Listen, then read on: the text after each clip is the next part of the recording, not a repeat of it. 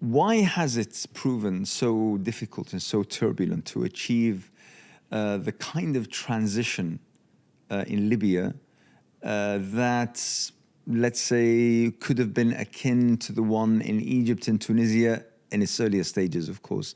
I'm talking about one of the most enthralling phases in what was called the Arab Spring in 2011, yes, when after Tunisia and Egypt, Libya also arose against its own dictator, Muammar al-Qaddafi at the time. One would have thought as difficult as things were expected to be, but not this difficult. Why is it that the situation in Libya is so, may I say, chaotic probably? Why is that? Well, I think it's good to bring in the examples of Tunisia and Egypt. Because obviously Tunisia is Libya's neighbor on the west side and Egypt is Libya's neighbor on the eastern side. And Libya has very, very close ties. At least the Libyan people have very, very close ties with both the Tunisian people and the Egyptian people. Historical, religious, cultural, economic, everything. There are even cross-border people who belong to the same tribes on both sides, cross-marriages and everything. So the cultures are very, very close. So it's good to bring those two countries and see what is the difference. What was specific to Libya or unique to Libya that did not go the same way as Tunisia and Egypt?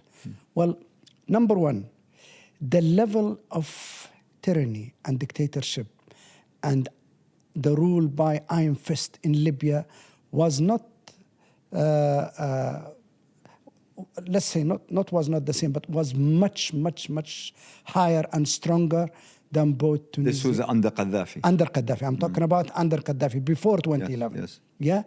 The Gaddafi regime was a one-man dictatorship, one-man state.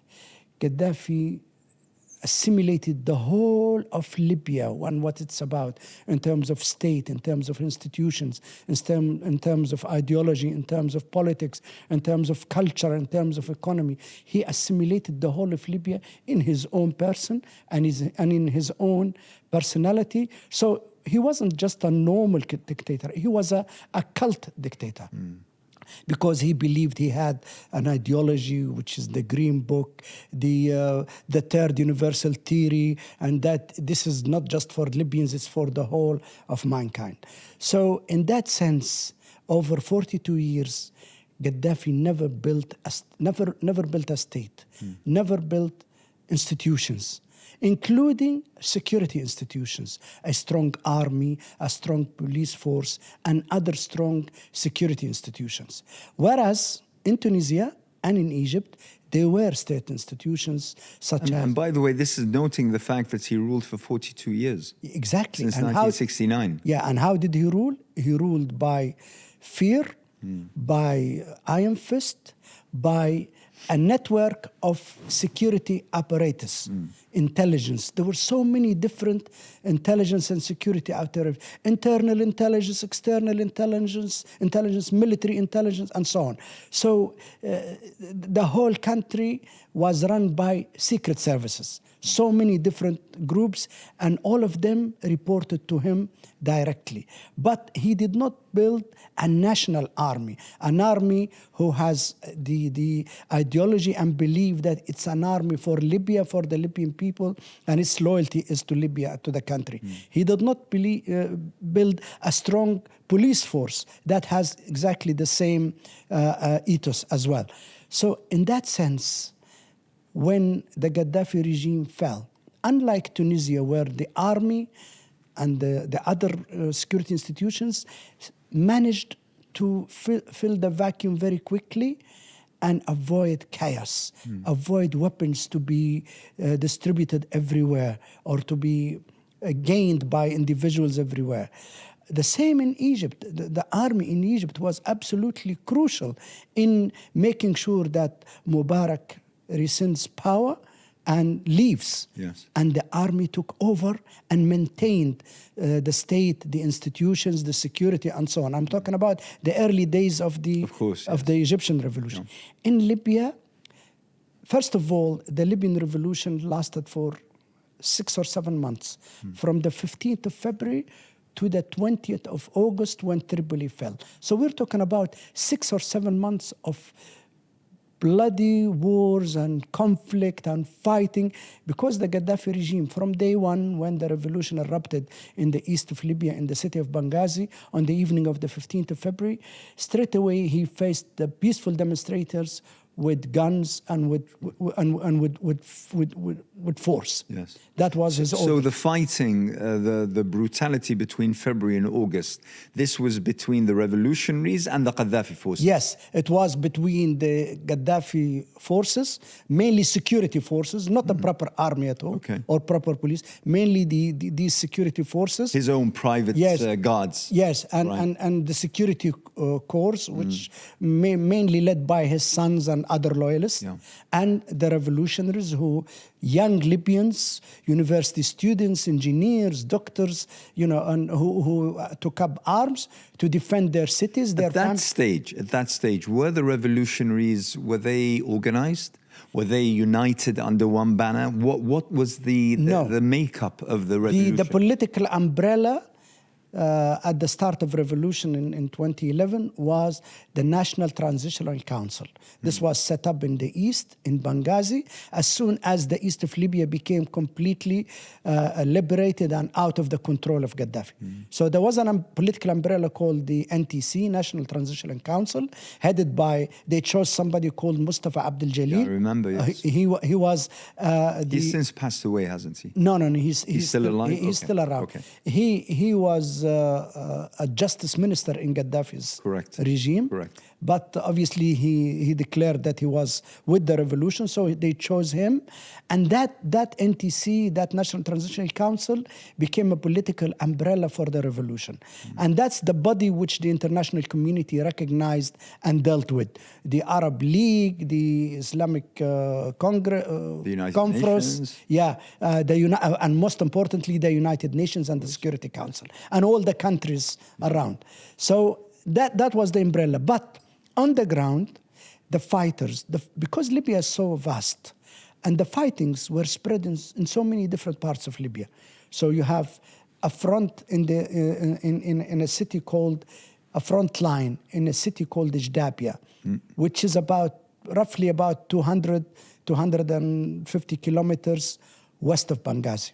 Okay. That was one front where there was a lot of fighting. There was another big fighting in Misrata. Now, Misrata is almost about 400 kilometers west of Jdabia. And then they were fighting in Zawiya. Zawiya is 40 kilometers west of Tripoli.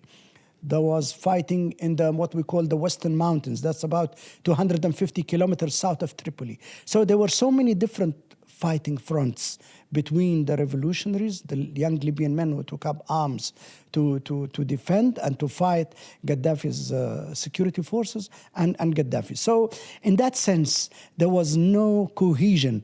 There was no one total command. So even the revolution... May I ask, where did the revolutionaries get their weapons from? They got weapons from locally because... They're available? Yes, they were available from Gaddafi's forces because... So they were booties and loots from the absolutely. Gaddafi forces. For example, in Benghazi, there was a huge barrack with a lot of guns and ammunitions. And literally, Gaddafi's people, when they were attacked by civilians, it was the civilians who attacked that barrack. And there were lots of deaths and killings. I remember in one day, there were over 100 civilians killed. But at the end of the day, Gaddafi's people ran away and left behind them all the ammunition and the guns, and this incident replicated itself in many cities which fell. Right. Okay. And so what happened? Gaddafi's people were running away and leaving behind everything. So that's where they got the ammunition and the guns from. Now, maybe later on, a few months later, maybe there was some help from some Arab countries, okay?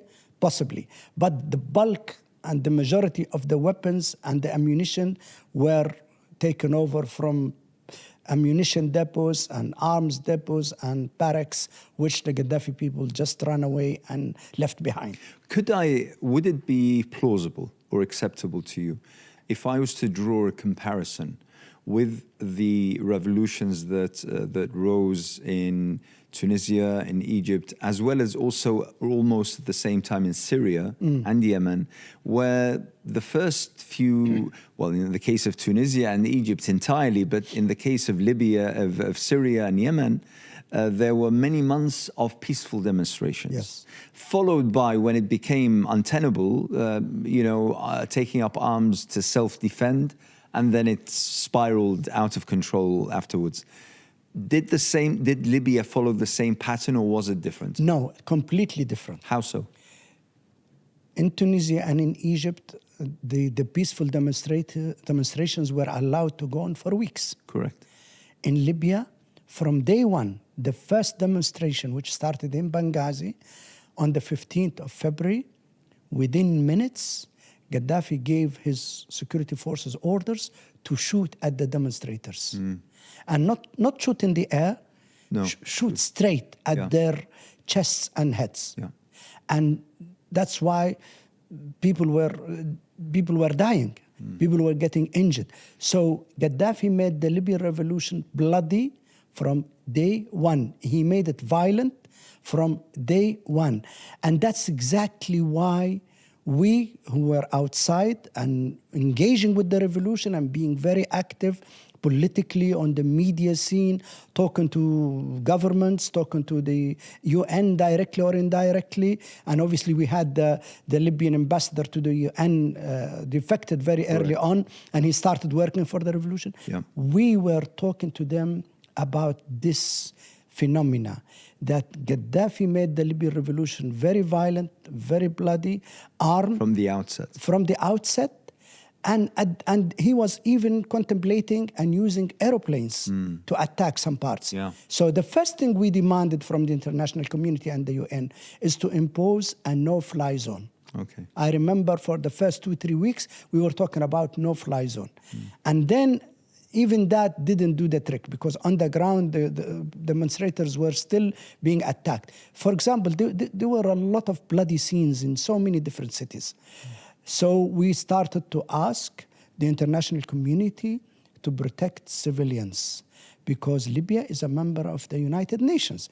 So we were arguing and saying to the international community, look, the UN has a legal duty to protect the civilians in one of its members, which is Libya. And we reminded them that when the UN turns a blind eye, what happens? We get a massive massacre, a huge massacre. And if you remember Rwanda, for example, in Africa, absolutely, the international community turned a blind eye. Over 1 million civilians were killed. Yeah. So we were telling them about that. So that's why when they saw that civilians were killed in their thousands and many more injured, the UN went down the road of imposing no-fly zone first, and then issuing resolution 1973, which calls for the protection of civilians in Libya by all means possible.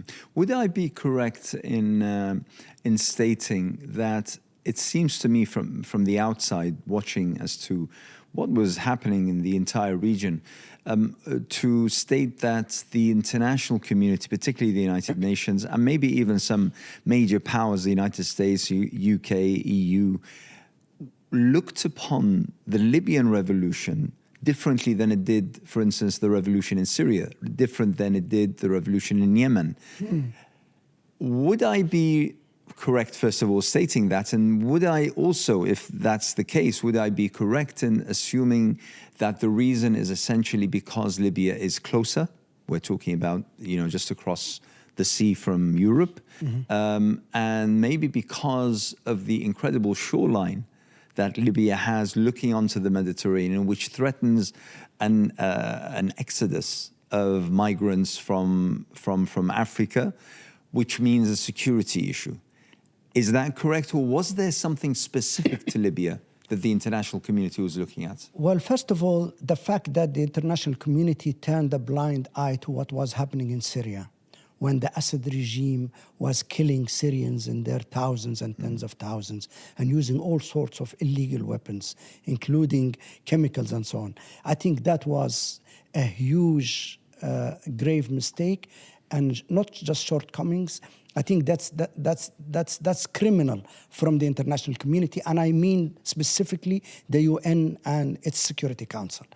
And I think what happened in Syria when the international community did nothing and turned a blind eye vindicates what we were warning against and what we are asking for in Libya.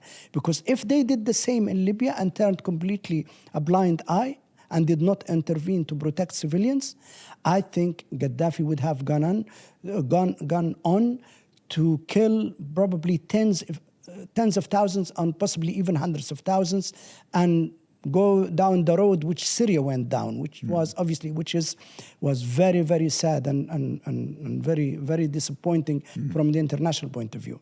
Okay, so that's one thing. The second thing is, yes, Libya has got a very unique location on the southern shores of the Mediterranean in North Africa, with its neighbors, Egypt, Tunisia, very close to the Middle East, and very close to Europe as well. But possibly, it's in the back of mind of those countries like France, like Italy, like the UK, and so on. The fact that Libya has huge natural resources, huge reserves of It's an oil-rich country. It's a very oil-rich country, and it's a country that has not been developed at all. So it has a huge potential for development, for reconstruction, for business, for international companies to come in and cash on it and benefit from it. That could have been a factor. But when we talk about the international community and Resolution 1973 by the Security Council, which asked for protection of civilians in Libya by all means possible, and that meant intervention, military intervention from the air, only from the air, because we were pushing very hard and asking that we did not want any boots on the ground in Libya. We did not want to replicate the bad experience of Iraq and the fact that foreign forces invaded the whole country.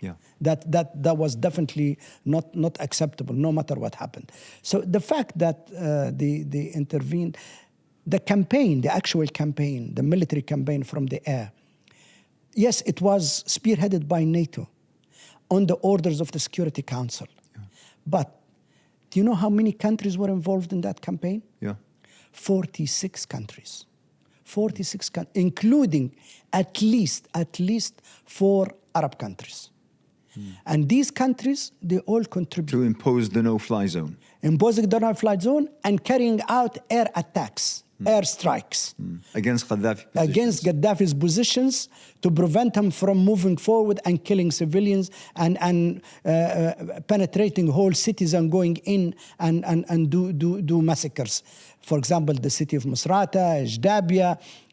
In fact, on the 19th of March, now the international intervention, the international military intervention happened on the 19th of March. Now, the revolution started on the 15th of February. So we are talking about 1 month. 34 days. 34 days, no international intervention militarily whatsoever. It was just Libyans demonstrating every day, facing Gaddafi's forces, and Gaddafi's forces were attacking them with bullets to the chest and the head. So 34 days. Then on the 19th of March, there was something very, very important happening. Gaddafi prepared a huge force, a column of tanks and all sorts of heavy equipment and artillery. It's about 60 kilometers long. This force came 60 kilometers long. 60 kilometers long. Wow. Hundreds and hundreds of tanks and other heavy equipment.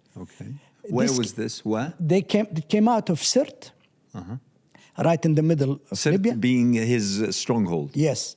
And headed eastwards towards Benghazi. And it went all the way, and it was approaching the city of Benghazi. Now, the city of Benghazi is the second largest city in Libya, 1 million population, and it was the capital of the revolution. The place where the NTC, the National Transitional Council, and all the leadership and all the organization and everything was there. It was effectively the capital of the revolution. Absolutely. For 6-7 months, it was the capital of the revolution. Now, this force, this Gaddafi force, was very, very close to the outskirts of Benghazi. And it was about to go in. And the narrative, the media hype from Gaddafi on that day is that within 24 hours, we are going to retake Benghazi and the whole of the east of Libya, and we're going to kill off this uprising, and we are going to get rid of all these rats. He used to call them rats, you know, the revolutionaries. Yes. And this conspiracy against Libya will be dealt with. That's it. So imagine if that huge force entered Benghazi. Yeah. There was going to be bloodshed, massacre on a very, very large scale. So that's exactly the day, and the resolution from the Security Council was on the 18th of March. The day before. Day before. So on that day, there was the first military intervention, and it was against that column of Gaddafi's forces, and it was attacked by French fighters and fighters from other countries, both from NATO and outside NATO, and that column was stopped, and it was, whatever is left of it, was forced to run back all the way west to Sirte. So that prevented a huge massacre. And that was the day the international military intervention started, and it went on until August, and it was always purely only air attacks. Yeah. No army, no boots on the ground, no soldiers on the ground at all. All those who were doing the fighting on the ground inside Libya were just Libyans, young Libyans, who took arms and they were defending their cities, their towns, their families. When would you say was the collapse of the Qaddafi regime? Gaddafi regime only collapsed completely when he was captured. No. When he escaped from Tripoli. Ah, right. And when was this? That was on the 20th of August. And it was also 20th of Ramadan. Because at that year, Ramadan and August were the same month. They correlated. Yeah. So Gaddafi lost control of the whole of the east, lost control of the Western Mountain, which is a huge area, from about 80 kilometers south of Tripoli all the way to the Algerian border and also to the Tunisian border. He lost control of Zawiya, which is a major city about 40 kilometers west of Tripoli. And in the last few days, he was only in control of the capital Tripoli, that's all. And the capital Tripoli itself witnessed a lot of demonstrations, a lot of uprising, a lot of fighting, but it was dealt with very brutally. That's why he kept his forces and he stayed in control in Tripoli. But Tripoli was active all the time because it's a huge city. It has 3 million population, 40% or more. My question is, and this is where, when was he captured? Look, he on the 19th of August, or maybe the morning of the 20th of August, he left Tripoli, and he drove southwards, and then eastwards, and he went all the way to his town of Bert, Sirte. Sirte. Yeah, and we're talking about Sirte is at least 450 to 500 kilometers east of Tripoli. Okay. So he went and he stayed there. Okay. So on the 20th of August, Tripoli fell, or it was liberated, as we say. Yes. And people were celebrating. The NTC moved from Benghazi to Tripoli to take over in the capital, and the organization of the event. My question is, from the outset of the revolution to the 20th of August, when Tripoli fell, what was happening to Libya and the Libyans? I mean, we're talking about 6 months. How are people running their affairs? How are people living? How are people... Because... Life. Because my guess is that during this time, this constituted the foundation of what was going to happen later on. First of all, life was very tough. Electricity blackouts, shortage of food, shortage of medicine, and a huge security operation, checkpoints everywhere. Was the NTC fully in charge? Only in the east. Only in the east, okay? But Tripoli, no. And also there was mass exodus of Libyans went into Tunisia for safety. Oh, right. At least 1.5 million to 2 million Libyan families, children, women, all elderly, they just drove out of Libya into Tunisia. Tunisia, from the west of Libya, Tunisia is very close. Yes. You're talking about 3-4 hours and drive. Plus, we're talking about a Tunisia that has undergone already a revolution of its own. And Tunisia was very welcoming to the neighbors, to the eastern neighbors, the Libyans. So all these Libyan families, they went into Tunisia. They were welcomed by the Tunisians. They were helped. They gave them accommodation, water, food. Camps were set up sometimes. The UN helped as well, and so on. That's on the western side. In the east, there was not an exodus because the whole of the east was liberated and out of the reach of Qaddafi. So there was stability. But life was difficult. Electricity blackouts. The internet wasn't easily available. Communication, telephone lines, the mobile phones and so on. All these things. But somehow Libyans managed and survived until it was over on the 20th of August. But as for Gaddafi himself, as I said, he ran out of Tripoli. He drove southwards and then eastwards until he reached his hometown of Sirte. And he stayed there from the 20th of August until the 20th of October. 2 months. So we're talking about 2 months he was hiding.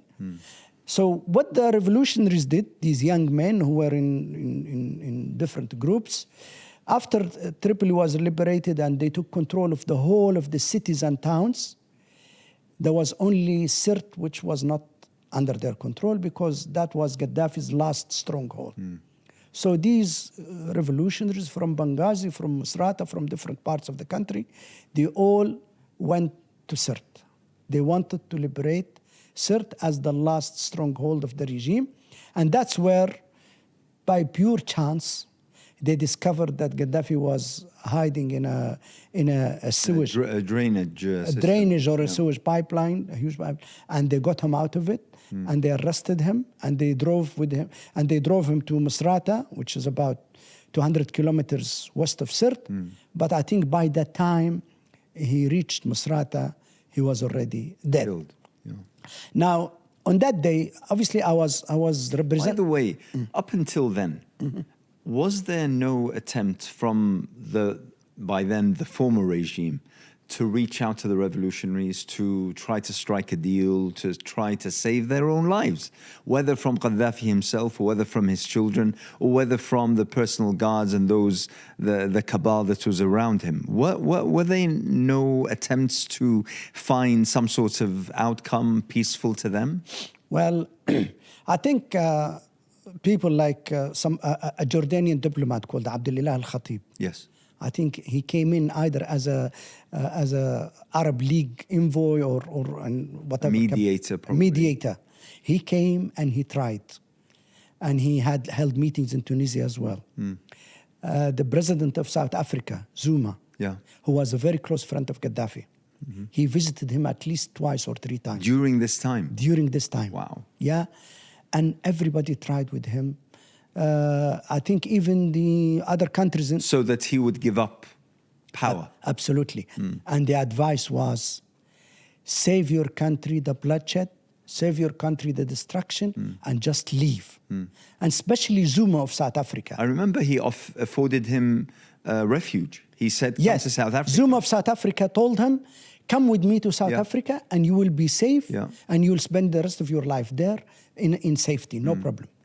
Gaddafi was very adamant that he will hold to power and that he will succeed and that he will crush this revolution and he will kill or crush all these rats. He used to call them rats. In Arabic, Al-Jordan.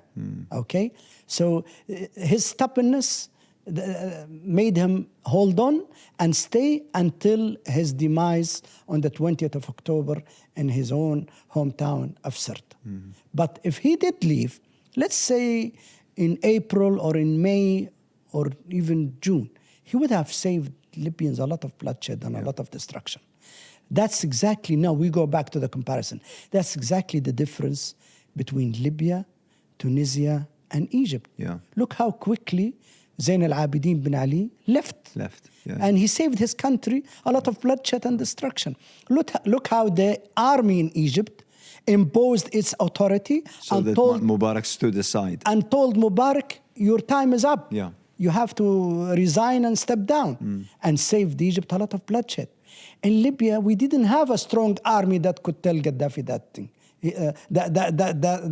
Talk to the Gaddafi in that way. Gaddafi was everything. He was the army, he was the security, he was the politics, he was everything.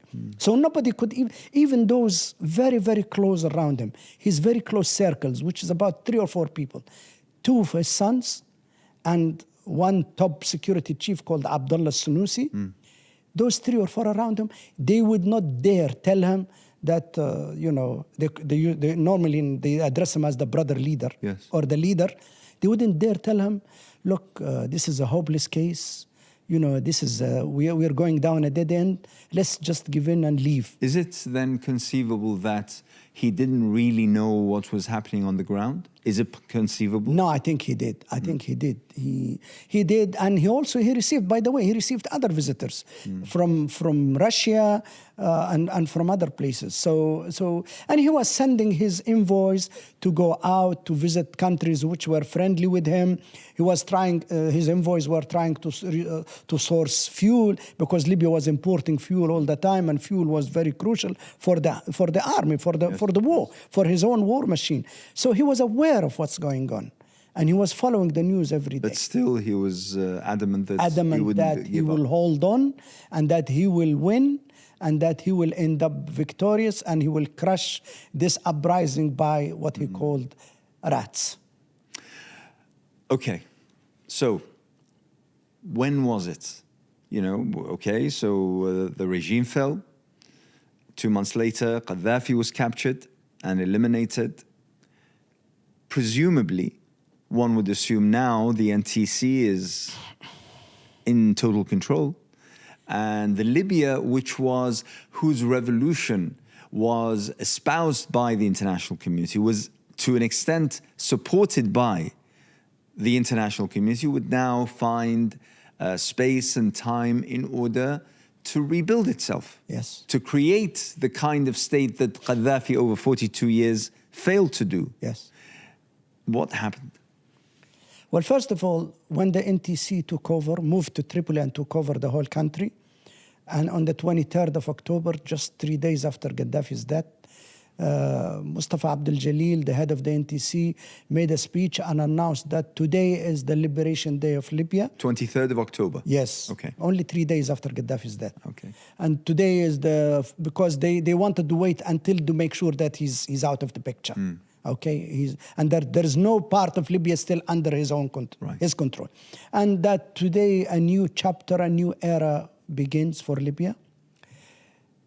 Yes, the NTC was in charge, but the NTC took over a country that had a huge vacuum, a security vacuum, and an institutional vacuum.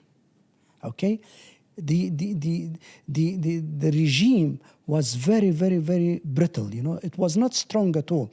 The only aspect of the Gaddafi regime that was strong is his security network. All these different intelligence operations, networks and organizations which he built, clandestine. That was the only strong. The rest is nothing. No army, no police, no crime prevention institutions, no other ministries, government, nothing. Vacuum. Again, that in comparison, that's the contrast between Libya on one side and Tunisia and Egypt on the other side. So that's the first thing. How was this security vacuum filled? Straight away, it was filled by these young Libyan fighters who had guns. The other thing is, why were guns available everywhere? Because just before Gaddafi left, he did two things, and this is well documented until today. He opened prisons, and he released over 23,000 criminals. Hundreds of them were waiting for death sentence. Incredible. These are criminals, pure criminals, not political opponents or activists. 23,000 of them. And he opened all the storage ammunition for the ammunition and the weapons, all different weapons. So Libyans were taking weapons right, left, and center. Almost every family got hold of a weapon. That, from pistols and Kalashnikov to a tank. Wow. Literally. So he did those two things as if to say, I'm going to make life hell after I depart, after I leave. I'm going to make it as difficult for you as possible. And then because of the prevalence of weapons everywhere, so these young fighters, these young revolutionaries, they started organizing themselves in militias. Yeah. At the beginning, it was town-based militias, city-based militias. Yeah. So every town or city would have its own militia. Military council and militia and so on. And these militias also, when Tripoli fell on the 20th of August, they all came from the outside and came into the capital Tripoli because they are the ones who liberated Tripoli. Yeah. There was a bit of resistance of fighting. So, and then when they came to Tripoli, they came from different cities and towns without naming names, everywhere, okay? When they came to Tripoli, they realized that Tripoli has everything. Tripoli has the central bank, it has the ministries, it has all the banks, it has all the economic, if you like, institutions. Yeah. So they decided to stay. And the reason is because they said, we are securing different parts of the capital. And what they did is they divided among themselves who's going to secure what. Okay, you secure the airport, you secure the harbor, you secure the central bank, you secure these ministries, you secure that banks. And slowly, these militias started to mushroom and grow. They became fiefdoms. Yes.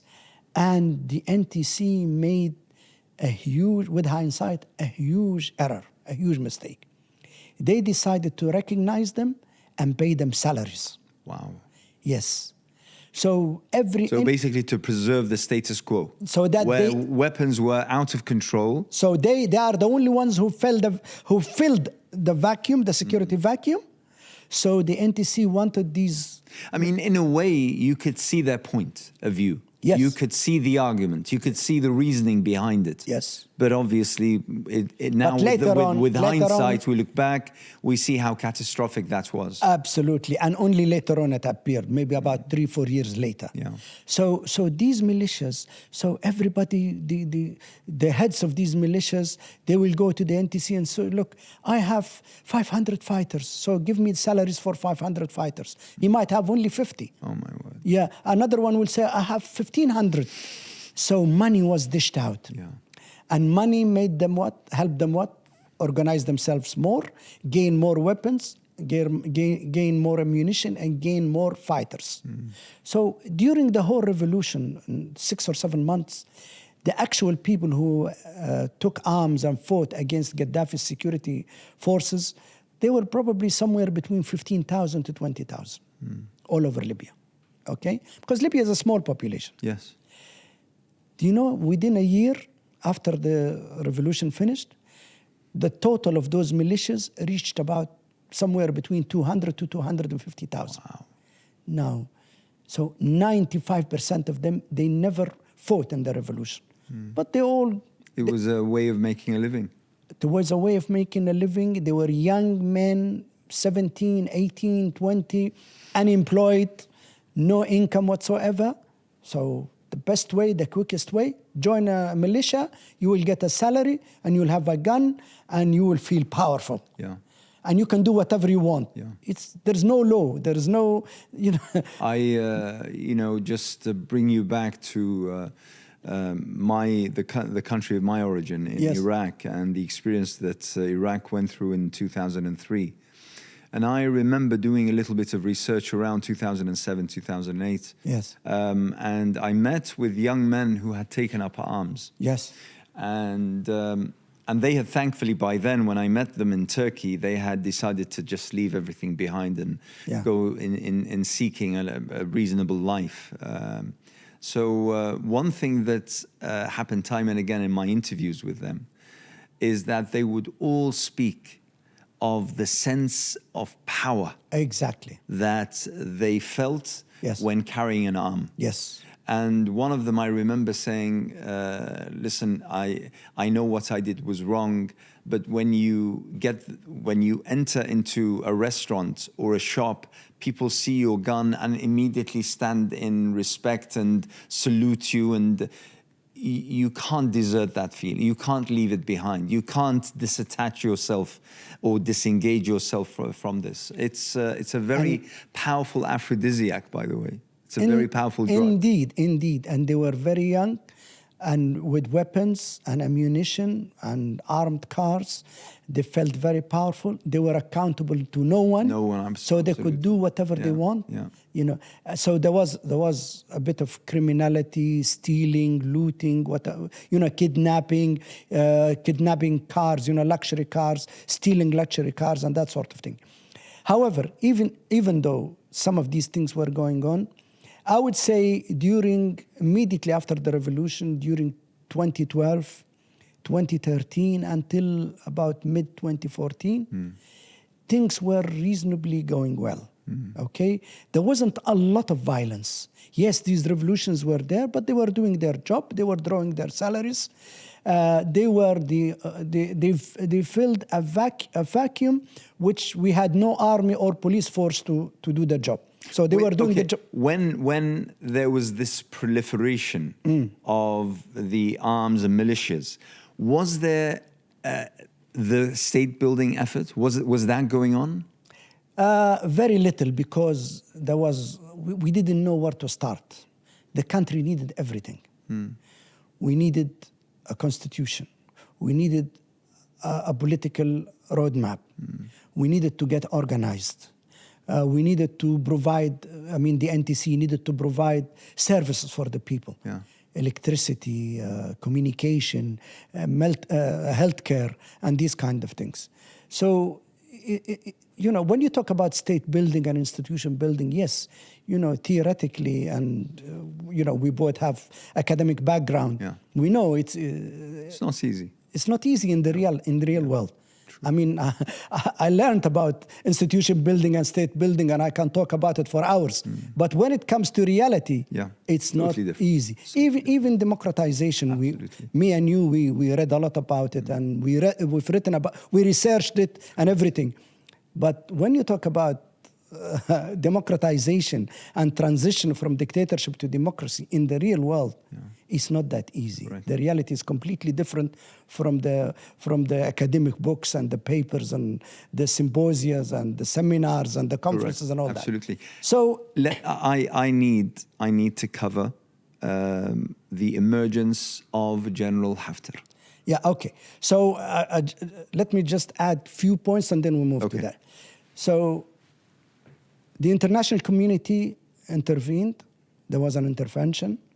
It helped the airstrikes. It helped reduce Gaddafi's forces' ability to crush the revolution. After 6 or 7 months of fighting, the revolutionaries won. Gaddafi lost. He was killed. Yeah. Immediately after that, the NTC took over in Tripoli. You would expect the international community to continue giving support in a different way. Yeah. We talk about capacity building. Correct. We talk about rebuilding the army and the police force and all the security institutions very quickly. Correct. Yeah. But you know what? The international community, US, UK, France, no. They said, sorry, do it your way. We're going to focus somewhere else. No, we're going to take a back step. And I discussed this. I challenged this. I discussed this with some of the Western diplomats. And you know what they said? They said, well, you all blamed us for what we did in Iraq. Oh, my word. Yeah, so, you know, look what we did in Iraq. Everybody hated it in the Arab world and the Muslim world. So we're not going to do the same mistake again. Libya. We don't want to be seen and perceived as doing the same in Libya as we did in Iraq. We take over completely and we rule your country for you. We're not going to do that. So that's why, that's the reason they gave. But actually, I think there was a legal responsibility, at least from the UN and Security Council through its missions in Libya, to provide much more support in terms of rebuilding the security institutions very quickly, rebuilding the army and the police so that the security vacuum is filled, so that these militias don't proliferate, don't mushroom, and don't become almost like a cancer which was spreading and killing any hope of having a quick, peaceful transition. So anyway, still 2012, 2013, until mid-2014. It was fairly... reasonable, very stable. The outlook was very good. Libyans were returning from Europe, from the and diaspora, resettling in Libya. And Libyans inside for the first time. They could breathe freedom. They could say what they want, there were think what they want. That were happening. And they were organizing themselves in political parties, civil society institutions, independent media outlets for the first time ever. Because all these things were forbidden during Gaddafi.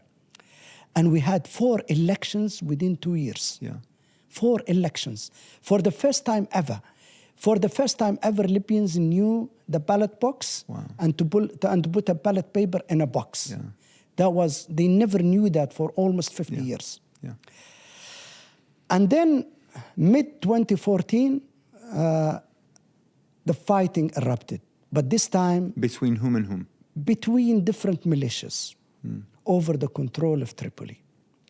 Remember, Libya is a purely rentier state. It's a rentier economy at the extreme. You know, it's an extreme example of what a rentier state and a rentier economy is. What that means is that all the wealth and all the money comes from exporting oil and gas. The state takes all that revenue, and the state distributes that among the people. Among the people, There is no private sector because Gaddafi made sure he wiped and decimated the private sector decades ago. So that he controls everything. All the Libyans, sources of wealth and all the Libyans were living off the state. The money is within the state. Okay? The Libyans who draw salaries until today is about almost nearly 3 million. You're talking about 40% of our total population live on salaries from the state. That is the highest in the whole world. Okay? So because of that, to get hold of money, you have to have power. You have to control institutions. You control ministries, you control telecommunication, you control the health organizations, you control banks, you control central bank, and so on. And that's where the vying for power and the jockeying for power started between the militias themselves, until it overboiled and spilled out. The overspilling was the fighting in the summer of 2014. There was a bloody fighting in Tripoli for about 2 months.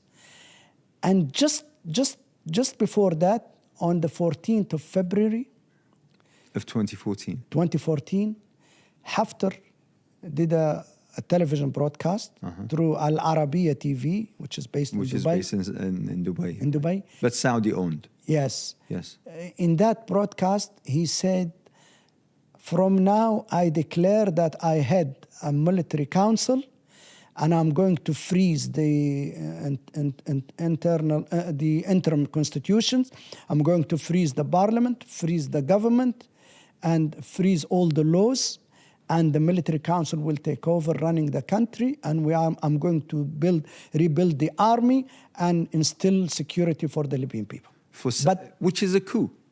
It was a coup through satellite television. Through satellite television, from outside. From outside. And nothing on the... He had nothing on the ground. Someone who would do this would have been extremely confident because they would have some backing. But then we can go a bit further and say, why did Haftar come out like that? And why was he so confident? And who was behind him? He came out like that, and he started to appear on the scene and play this role after the change in Egypt in 2013. Right. Okay. Yeah? And the military in Egypt took over power again. Of course. Yeah? And there were other Arab countries who liked this model of the military taking control of the country and running the country with possibly just one man with absolute power. Absolute power. So they could easily do business with that person. So Haftar came out against that background. And then he left Tripoli weeks before even the statement, and he went to the east of Libya. And there was in that summer of 2014, there was violence in Benghazi, in the east of Libya. There were kidnappings, there were assassinations, there were cars being blown up. Yeah, and it was some of it probably done by some very extreme young Libyans who belong to the Al-Qaeda or some extreme Islamic groups who believed in violence, and they were settling scores against old Gaddafi regime officers, army officers or security officers. But some of it was probably caused or driven by other hidden agendas. We will probably, maybe we don't know, we will never know. So Benghazi was going through instability and violence. So Haftar used that to come in and say, I am going to fight terrorism, and I'm going to rebuild the army to fight this terrorism that's going on, this violence, this instability, and I'm going to instill security and safety for the people. And then I'm going to give the people prosperity. And this was his narrative for the whole of Benghazi and the east of Libya. Now, this narrative was quite powerful against the background of the violence and instability in Benghazi. So he got a lot of support from the tribes, social support. In the east? In the east. In the east of In Libya. the east. And he started his campaign, what he called... Who were the regional powers that were backing him? So Haftar launched his, what he called, dignity campaign, Al-Karama. And later on he called it the Dignity Revolution. Dawrat Al-Karama, okay? And it started on the 15th of May. It's always beautiful titles these things have. Exactly, yeah. It started on the 15th of May, 2014. And until today, each year, he celebrates the anniversary of Al-Karama Revolution. And he completely forgot about the February Revolution, which supposedly he was part of and he supported. And not only that, he prevents people in the east and the south, where he controls everything, he prevents them from celebrating the 17th of February Revolution. Where did it start? It started in Benghazi. It started in the east. In his stronghold. In the stronghold where he's so powerful now. So he was... I would assume that since he took his cue from what happened in Egypt a few months earlier... Exactly. That Egypt was fully backing him. 100%. Until today. And Egypt says that publicly. And Egypt continuously receives Haftar as a visitor, and he holds meetings at the highest level with the President Sisi. Is it true that one of his sons is also involved with Egyptian football and has some stakes in some football team or something like that? I think one of his sons, called Sadiq, went to Sudan before the civil war, and he paid some money in millions to one of the football teams. Football teams there. That was in Sudan. Sudan, not Egypt. Right. So Haftar, is well received in Egypt, well publicly supported. It's not Egypt is not hiding that, and Egypt is arguing that what Libya needs is security and safety against this instability, and Haftar is a strong man who can deliver that. And also some of the Gulf states as well, especially the UAE. Okay, and also France. Yes. Now, it's ironic. France was very strong in supporting the revolution. Exactly. Yeah. So what happened? What happened? Later on, they changed their narrative and they said, there is threat of terrorism from Libya. These extremist groups, they threaten Southern Europe, they threaten France. Al-Qaeda, Daesh, Ansar al-Sharia. In reality, do they exist in Libya? Yes, they did exist. They did? They did exist. And? But not... Look, there were small groups of Al-Qaeda in Benghazi. There were Ansar al-Sharia in Benghazi. And those two groups are classified by the UN as terrorist. Terrorist organization. Okay? Okay. Daesh wasn't on the scene yet in 2014. Correct. Came later on. Correct. And then probably 2016, 2017, Daesh recruits came into Benghazi as well. But the biggest concentration of Daesh in Libya was in the city of Sirte. Yeah? In Qaddafi's old stronghold. And you know what? Daesh took complete control of Sirte, and they set up an imara there. Wow. An emirate. An emirate. Yeah. A Daesh emirate in Sirte. And this was nothing to do with Haftar. Yeah? He was not in control of Sirte. In fact, there are reports that those Daesh elements who were being squeezed in Benghazi when Haftar was fighting them, he allowed them a safe passage to come out of Benghazi and drive 400 or 500 kilometers west to go to Sirte. Wow. But the Emirate of Sirte, which is the biggest concentration of Daesh outside Syria and Iraq, yeah, who got rid of them? Who eradicated them? It wasn't Haftar and his army at all.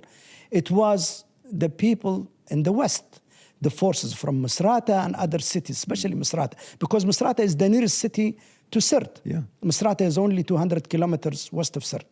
So it's the forces from the west of Libya where they're still holding on to the February Revolution and the ideals of the February Revolution that they took on Daesh in Sirte in a very bloody war that lasted for 6 months. And they completely eradicated Daesh from Sirte. Haftar did not contribute to that whatsoever. However, the Americans, to be fair, the Americans did help through airstrikes against Daesh in Sirte. But it's the forces on the ground, Libyan forces, and we lost almost 800 young men who died just fighting Daesh in Sirte and eradicating Daesh from Sirte.